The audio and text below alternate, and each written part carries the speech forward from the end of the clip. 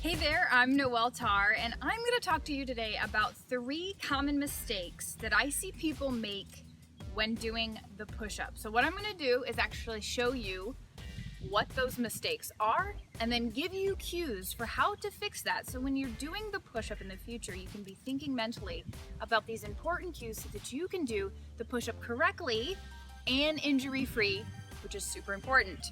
So the first most common mistake that I see people make when doing the push-up is flaring elbows. Okay, so you'll see this a lot, especially in the world of health and fitness online. People will be in the push-up, they'll have that plank position, and instead of proper elbow position, what they'll do is flare their elbows out. So you'll see the elbow at a 90-degree angle. This puts a lot of pressure on the shoulder, and it can lead to injury. That's not how you want to do the push-up. What you want to do is actually bring your elbows in at a 30-degree angle. You'll find, especially if you've had injuries in the past like me, if you've had rotator cuff issues or a labrum tear in the shoulder, you'll find that this allows you to do the push-up much more pain-free if you were in fact doing the flaring elbow thing 90-degree angle. So I'm going to show you how to do it wrong, show you how to do it right. First, don't do this. This is the flaring elbow. Get down, wrist just underneath the shoulders. Flare those elbows out. Don't do this. Okay, correct proper position. Elbows at a 30-degree angle, like so.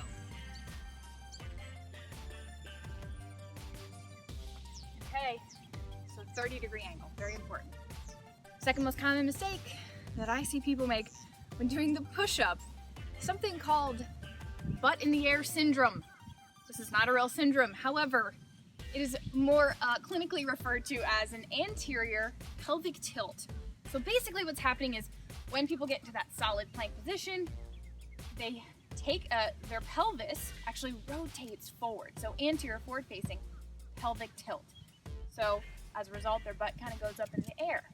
Now what this does, while it may look good for fitness videos on Instagram, what this does is it actually turns off the glutes and turns off the abs. Okay, so the abdominal muscles are disengaging and the glutes are disengaging, and as a result, the back, the lower back is over engaging. So if you're struggling with low back issues, SI joint issues, all of that stuff, you're gonna find that doing a push-up this way is going to aggravate back pain. So the push-up is actually a core movement.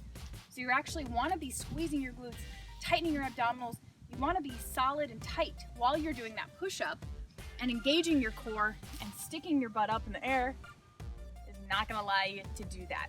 So I'm gonna show you what to do wrong, don't do this, and then I'm gonna show you how to do it right. I'm also gonna give you a cue, so heads up, give you a cue on what to do in order to make sure that you're not tilting your pelvis forward. So here's how to do it wrong. Okay, butt up in the air. Okay, please don't do that. What you want to do is think about pointing your belly button towards your wrists. So when you get in that solid plank position, think about point my belly button towards my wrist. I'm going to engage my glutes, tighten my glutes, and tighten my core. It's going to look like this.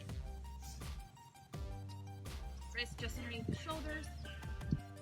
Make sure that we're tight. Belly button pointing towards the wrist. Squeeze and down. Okay, so the last most common mistake that I see people make when doing the push-up is they turn it into a torso or upper body push-up. So they actually bend at the waist instead of moving the body as one unit. This is really common when you see people doing push-ups for time, because it's easy to bang out push-ups that way. It's just bending at the waist. But your mental cue for this is you want to move your body as one entire unit, up and down. There should be no bending at all at the waist. So I'm going to show you what this looks like wrong, and then we're going to show you what it looks like right. Here's that upper body torso push-up. Okay, what you want to think about is actually taking a broomstick, lying it on your back parallel to your body, and you want that broomstick not to fall off of your back. Okay, so move the body as one unit, tight as a board, squeezing those glutes, engaging those abs. Down and up. Okay, if we put all 3 of those together, what we're gonna get is 30-degree angle, shoulders over top of wrist, 30-degree angle. Okay, wanna make sure that our belly button is pointed towards our wrist. Stick that butt up in the air. And the last thing is to move your body as one unit, okay? Really engage those glutes. This is a core movement. I can't stress that enough. Engage those glutes, engage that lower abdominal area, tighten up, and lower your body to the ground. Let's do a couple like that, see what it looks like.